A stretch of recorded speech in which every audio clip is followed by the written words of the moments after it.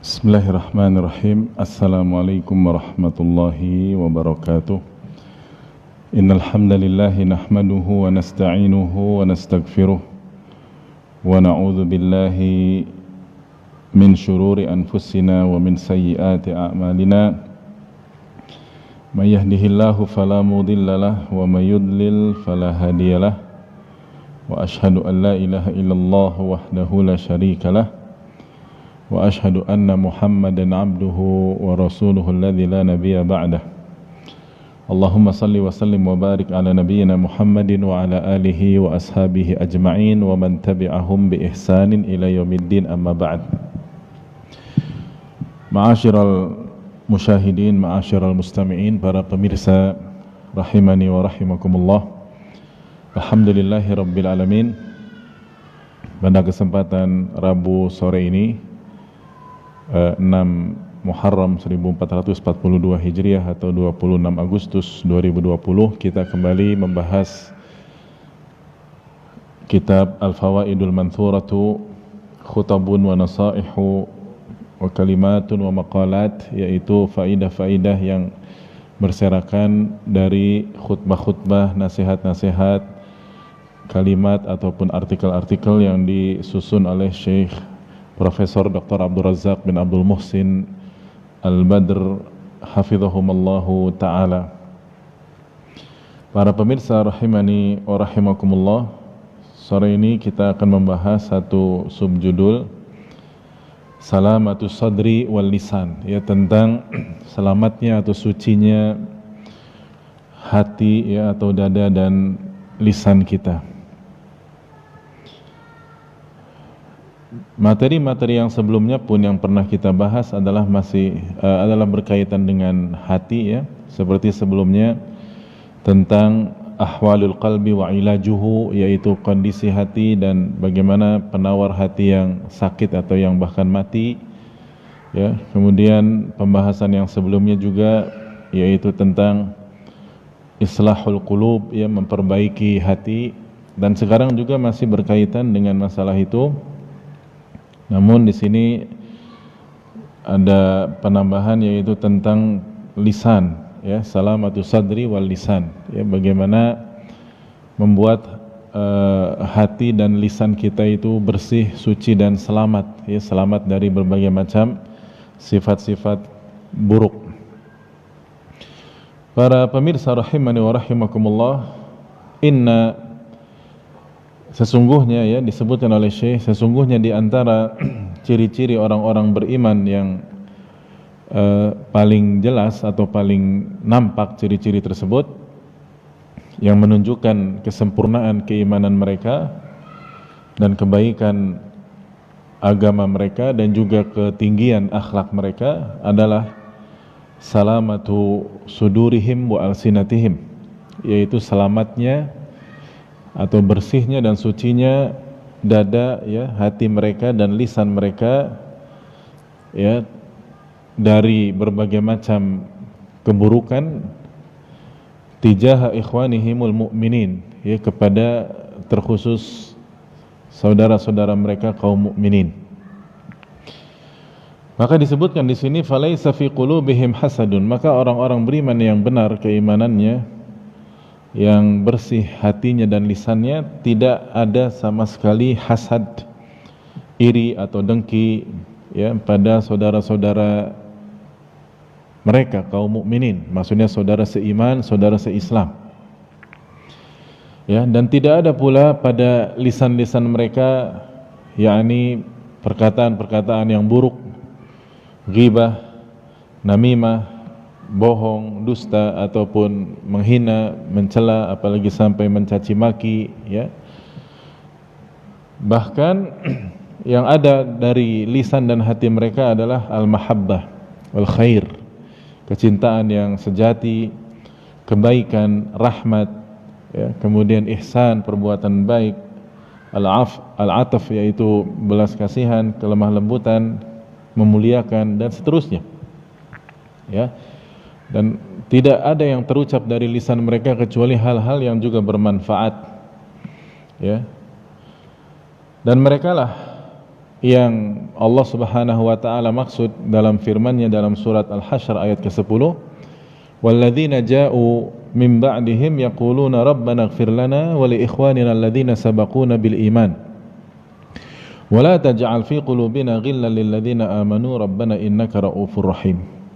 Ya, dan orang-orang yang datang setelah mereka, yakni setelah para sahabat radhiyallahu anhum, ya, generasi para tabi'in ataupun tabi'ut tabi'in, orang-orang beriman yang betul-betul yakni bersih lisan mereka dan suci hati mereka, adalah senantiasa yaquluna rabbana ighfir lana, yaitu wahai Rabb kami, ampunilah untuk kami, dan juga wali ikhwanina, untuk saudara-saudara kami, ya, alladzina sabaquna bil iman, yang telah mendahului kami dengan keimanan.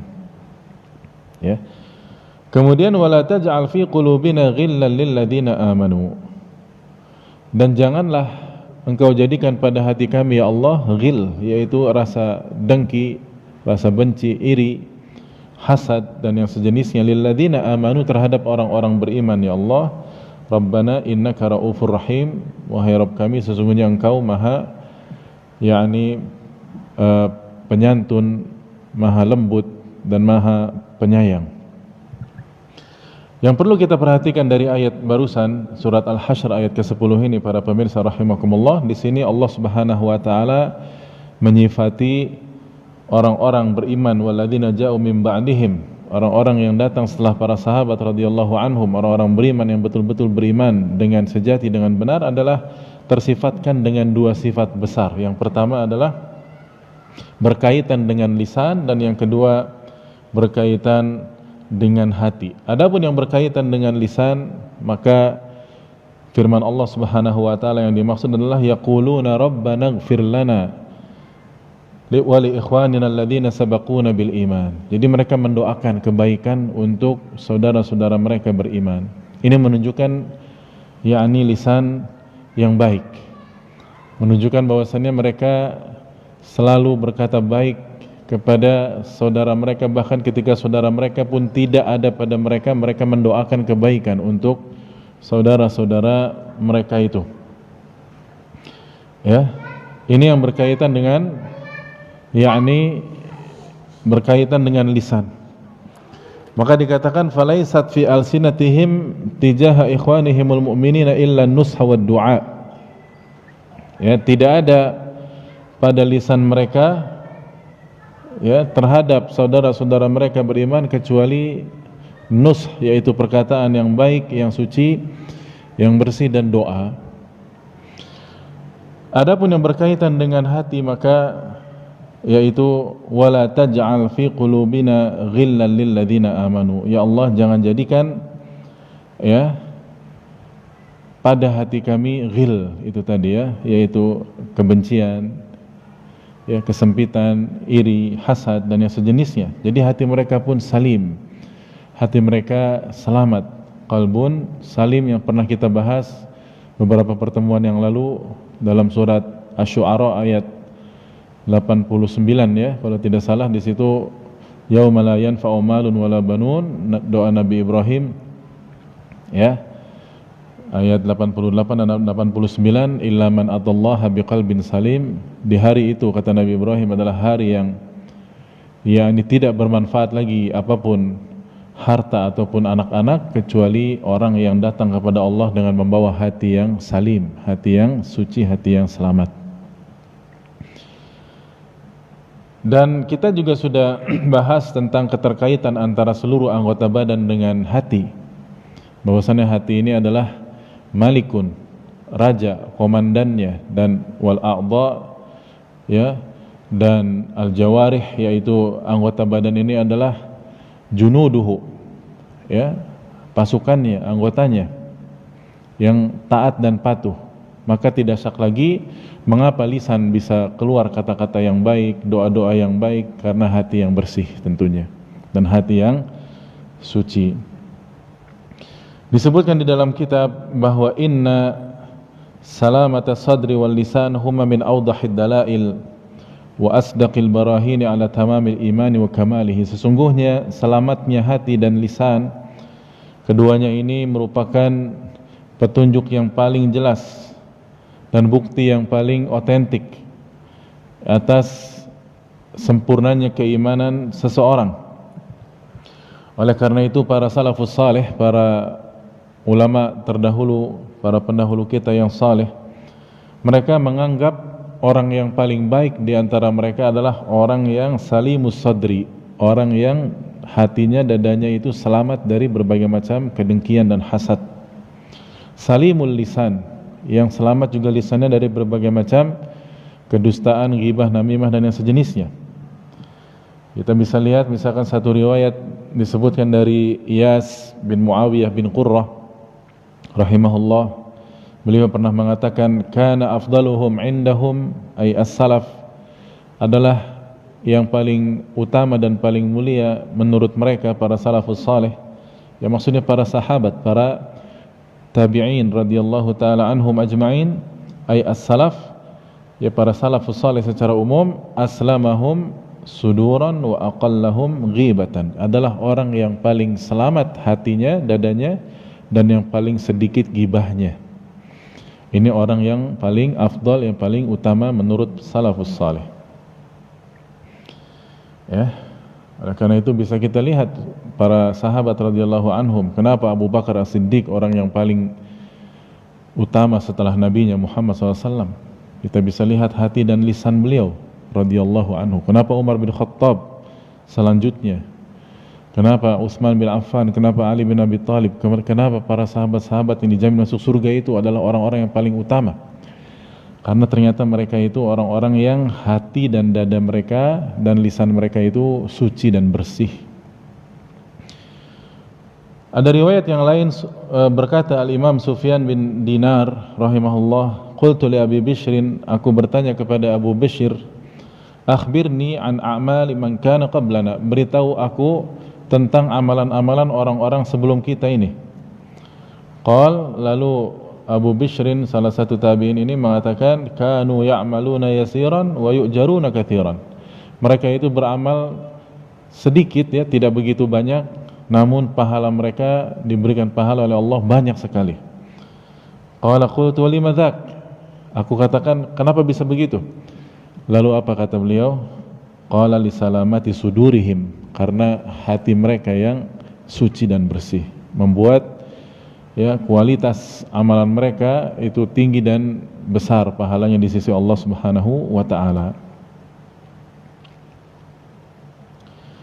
Dan kalau kita lihat sebab kenapa mereka begitu bersih dan suci hati dan lisan mereka, ini sebagaimana dijelaskan oleh Ibnul Qayyim rahimahullah, ini sebabnya karena dua hal. Yang pertama adalah quwwatu silatihim billah, karena kuatnya hubungan mereka dengan Allah Subhanahu wa taala, ketergantungan mereka terhadap Allah sangat kuat. Dan yang kedua adalah syiddatu ridhahum anhu, karena betapa ridhonya mereka dengan takdir dan ketetapan Allah Subhanahu wa taala. Ya. Ini dua sebab inilah yang membuat mereka bersih hati mereka dan lisan mereka, ya, sebagaimana dijelaskan oleh Al-Imam Ibnu Qayyim al-Jauziyah.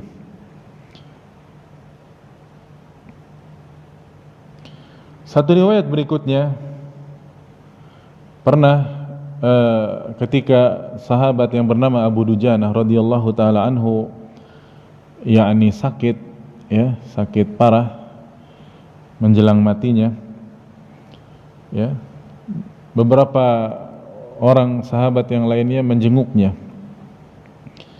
dan cukup membuat aneh para sahabat yang menjenguknya, karena ketika dijenguk, ketika ditengok itu, kana wajhuhu yatahallalu, wajahnya Abu Dujanah justru berseri-seri dan bersinar, ya, artinya tidak murung selayaknya orang sakit, ya, atau tidak merasa seperti kesempitan atau kena musibah, tapi justru yatahallal, ya, yaitu berseri-seri, berbinar-binar. Akhirnya faqila lahu, ditanya beliau, ma liwajhika yatahallal, kenapa wajahmu begitu, yakni berseri-seri, bersinar, bercahaya. Akhirnya beliau menjelaskan, ma min amalin, ya, ma min amali syai'in awthaqu indi min ithnatain. Tidak ada satu amalan apapun yang aku landasi yang lebih kuat daripada dua hal ini. Yang landasannya lebih kuat daripada dua hal ini. Amalan apapun aku landasi, aku dasari dengan dua hal ini. Yang pertama adalah apa? Kuntu la atakallamu fima la ya'nini. Ya, saya tidak pernah berbicara hal-hal yang tidak bermanfaat bagi saya. Berarti ini kan menunjukkan kebaikan Islamnya, karena Nabi SAW bersabda, min husni islamil mar'i tarkuhu ma la ya'ni. Ya, di antara bentuk yakni kebaikan Islam seseorang adalah meninggalkan apa-apa yang tidak bermanfaat, ucapan, perbuatan yang tidak bermanfaat, maka ini ditinggalkan. Nah, beliau selalu begitu. Aku enggak pernah berbicara hal-hal yang tidak bermanfaat sedikit pun. Bayangkan, yang tidak bermanfaat saja tidak pernah beliau lakukan, apalagi yang sampai bermadarat, bohong, ghibah, namimah dan sejenisnya. Jelas beliau sangat jauh dari itu. Sahabat ini, ya, Abu Dujana radhiyallahu taala anhu. Yang kedua, kata beliau, wal ukhra fa kana qalbi lil muslimina saliman. Ini poinnya. Dan hati saya selalu selamat dan bersih dari seluruh kaum muslimin. Artinya tidak ada satu orang muslim pun yang beliau merasa hasad atau benci ataupun sempit kepada orang lain, ya. Kemudian Syekh menambahkan penjelasan bahwa wa mimma yu'inul muslima ala salamati sadrih, di antara hal yang bisa mendorong atau membantu seorang muslim agar lisannya yakni bersih dan dadanya atau hatinya adalah suci, adalah al-luju'u ilallahi azza wajal. Senantiasa terus meminta kepada Allah azza wajal. Wa su'aluhu bisidqin wa ikhlas, berdoa dengan jujur dan dengan ikhlas, sungguh-sungguh. Wan nadharu fil awaqibil hamidah, dan hendaknya dia bersabar, ya, melihat akibat atau hasil yang baik dari yakni menjaga lisannya dan menjaga hatinya itu di dunia maupun di akhirat, ya. Dan juga dia hendaknya juga mempertimbangkan, ya, menimbang akibat yang buruknya kalau dia tidak mengontrol dan tidak menjaga lisan dan hatinya, ya. Banyak sekali doa-doa yang barangkali sebagiannya sudah kita bahas, ya, pada pertemuan-pertemuan yang lalu, tentang sebagian besar doa-doa Nabi SAW itu minta hidayatul qalb, minta hati ini diteguhkan di atas agama, dipalingkan kepada ketaatan. Ya, seperti doa dalam Sahih Muslim dari Zaid bin Arqam radhiyallahu taala anhu, beliau menjelaskan bahwasannya Nabi SAW itu senantiasa berdoa, Allahumma ati nafsi taqwaha wa zakkiha anta khairu man zakkaha. Ya Allah, ati nafsi taqwaha, datangkanlah kepada jiwaku ketakwaannya, wa zakkiha anta khairu man zakkaha, dan sucikanlah jiwaku, ya, maksudnya hatiku, anta engkau adalah sebaik-baik yang dapat mensucikannya. Kemudian juga doa, Allahumma inni a'udzubika min ilmin la yanfa' wa min qalbin la yakhsha'. Ya, semuanya dalam Sahih Muslim. Ya Allah, aku berlindung kepadamu dari ilmu yang tidak bermanfaat dan dari hati yang tidak bisa khusyuk. Juga satu doa yang diriwayatkan oleh Imam Tirmidzi dan disahihkan oleh Imam Al-Albani dalam Sahih Sunan At-Tirmidzi, ya, dari Anas bin Malik radhiyallahu taala anhu, adalah kebanyakan doa Nabi sallallahu alaihi wasallam itu, artinya Nabi selalu memperbanyak doa yang berbunyi, ya muqallibal qulub tsabbit qalbi ala dinik. Wahai Allah, zat yang maha membolak-balikan hati, ya, kokohkan, tetapkan hatiku di atas agamamu. Ini banyak-banyak doa begini, ya, supaya kita tetap istiqamah, lurus, lempeng, ya, tidak yakni main tidak kendor dalam beragama ini, ya, tidak patah semangat apalagi. Dan masih banyak lagi doa-doa serupa yang sahih dari Nabi sallallahu alaihi wasallam. Dan sebagai penutup, ada satu doa juga yang sahih dari Nabi sallallahu alaihi wasallam dalam Jami' Tirmidzi, Sunan Abi Dawud dan yang lain-lain, ya, yaitu satu hadis dari Abu Hurairah yang menceritakan tentang sahabat yang mulia Abu Bakar As-Siddiq radhiyallahu taala anhu, yang ketika itu meminta kepada Rasul sallallahu alaihi wasallam, "Ya Rasulullah, murni bi syai'in aquluhu idza asbahtu wa idza amsaitu." Ya Rasulullah, perintahkan aku sesuatu yang aku bisa ucapkan apabila aku di pagi hari dan aku di sore hari. Maka kata Nabi SAW, "Qul," katakan wahai Abu Bakar, "Allahumma alimal ghaibi wasyahada fatiras samawati wal ard, rabba kulli syai'in wa malikah, ashhadu an la ilaha illa anta a'udzubika min syarri nafsi wa min syarri syaitani wa syirkih, wa an aqtarifa ala nafsi su'an aw ajurrahu ila muslim." Ya, ini diantara sekian banyak doa-doa pagi dan sore hari. Katakan wahai Abu Bakar, Allahumma alimal ghaibi wasyahada, ya Allah yang maha mengetahui perkara yang gaib dan yang nampak, fatiras samawati wal ard, yang maha menciptakan langit dan bumi, rabba kulli syai'in wa malikah, Rabb segala sesuatu dan pemilik segala sesuatu, asyhadu an la ilaha illa anta, aku bersaksi bahwasanya tidak ada sesembahan yang berhak disembah kecuali hanya Engkau, a'udzubika min syarri nafsi wa min syarri syaitani wa syirkih. Nah ini, aku berlindung kepadamu ya Allah dari keburukan jiwaku dan keburukan setan dan kesyirikannya, ya. Dan juga wa an aqtarifa ala nafsi su'an, aku berlindung kepadamu dari melakukan sesuatu keburukan pada diriku, au ajurrahu ila muslim, atau aku, ya, menularkannya, menyeretnya keburukan tersebut kepada muslim yang lain.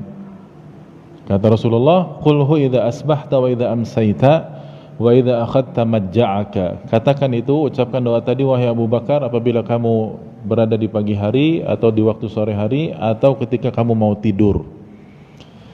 Iya. Hadis yang mulia ini kita bisa lihat ya, lafaz yang berbunyi a'udzubika min syarri nafsi wa min syarri syaitani wa syirkih. Aku berlindung kepadamu dari keburukan jiwaku dan keburukan setan dan kesyirikannya. Berarti dari sini kita faham bahwa semua keburukan itu berasal sumbernya dari dua hal. Yang pertama adalah syarrin nafs, keburukan jiwa kita sendiri, ya. Yang kedua adalah syarri syaitan, keburukan dari setan. Udah itu aja, ya.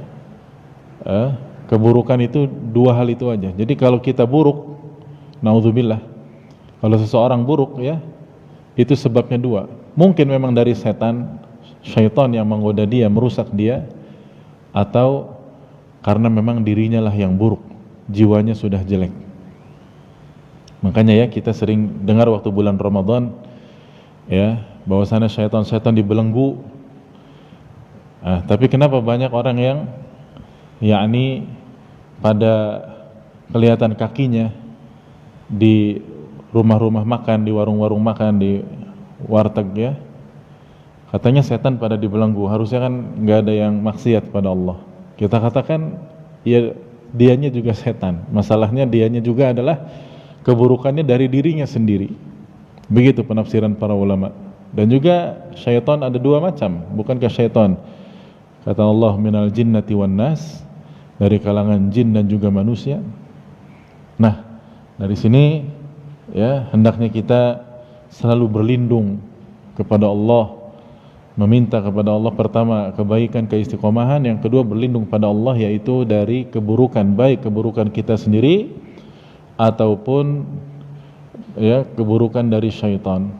Dan kita juga berlindung jangan sampai kalau kita naudzubillah berbuat buruk, jangan sampai, ya, yakni mengajak orang lain, muslim yang lain, ya. Nah, seperti itu. Karena ini akibat buruk itu bisa menimpa diri sendiri, dan ini lebih mending ibaratnya ketika orang bermaksiat, ya, dirinya sendiri sudah bermaksiat, ngajak orang lain pula, ya. Karena ada maksiat itu dilihat dari sisi dampak negatifnya, terdampak kepada siapa saja. Ini dua saja. terdampak pada si pelakunya sendiri dan tidak berdampak pada saat itu dia bermaksiat pada orang lain, pada makhluk yang lain. Yang kedua, berdampak pada dirinya dan juga orang lain. Dan tentu yang kedua lebih buruk daripada yang pertama. Walaupun yang pertama kalau terus menerus dilakukan juga akan berdampak pada alam semesta, pada orang lain. Ya, bukankah kita sering mendengar juga penjelasan-penjelasan ya bahwa maksiat adalah sumber malapetaka, walaupun orang yang melakukannya mungkin merasanya dia sendiri melakukan. Ketika ditegur mungkin dia akan menjawab, bahkan membantah, kan maksiat saya sendiri yang melakukan, kan maksiat ini kami sendiri yang melakukan, kami suka sama suka dan seterusnya. Iya, tapi masalahnya kerusakannya yang terjadi dari situ adalah dirasakan juga oleh orang lain. Makanya sebab malapetaka dan musibah itu adalah maksiat, baik itu maksiat yang berdampak pada diri orang pelakunya itu sendiri, ataupun apalagi maksiat yang berdampak pada orang lain juga. Jadi hadis yang barusan tadi mengandung atau mengajarkan kepada kita hendaknya kita berlindung kepada Allah dari dua sumber kejelekan dan keburukan, yaitu syarru an-nafs, ya, keburukan jiwa kita sendiri, wa syarru syaitan, dan keburukan setan yang dampaknya bisa menimpa diri kita sendiri ataupun bahkan orang lain. Nah, itulah para pendengar, para pemirsa rahimani wa rahimakumullah, tentang salamatus sadri wal lisan, ya, selamatnya hati dan lisan, sucinya dan bersihnya hati dan lisan, ya.